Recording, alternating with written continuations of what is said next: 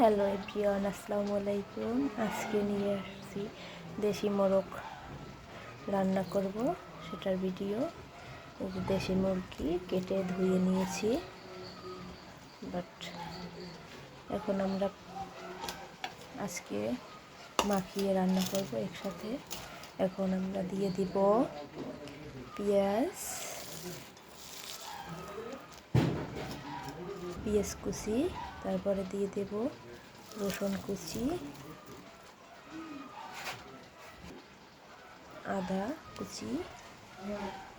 আজকে কিছু মশলাই আমি বাটবো না, বাটা ছাড়াই পরিমাণ মতো হচ্ছে মরিচের গুঁড়া, লবণ, হলুদ, তারপর গরম মশলা, জিরার গুঁড়ো আমি একটু পরে দিয়ে দেবো। দিয়ে দিচ্ছি সয়াবিন তেল, পরিমাণে কম দিব কারণ আমার মুরগিতে অনেক চর্বি।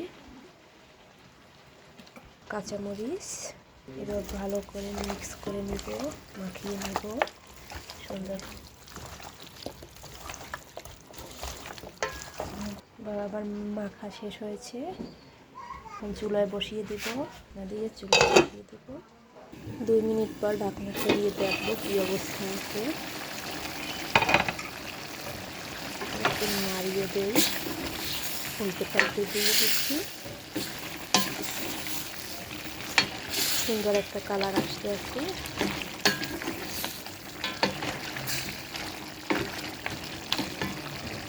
কিছুক্ষণ নাড়িয়ে নিচ্ছি। এখন আবার ঢাকনা দিয়ে দিচ্ছি। আবার 5 মিনিট পর আসছি, দেখি কী অবস্থা।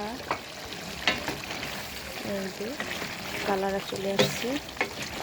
কীভাবে দেখাবো আপনাদের, ভিডিও রান্না শেষ করতে ভিডিও লম্বা হয়ে যাচ্ছে। তাতেই ঝোল দিয়ে তারপরে মাখা উঠিয়ে রাখবো। আমার রান্না হয়ে গেল।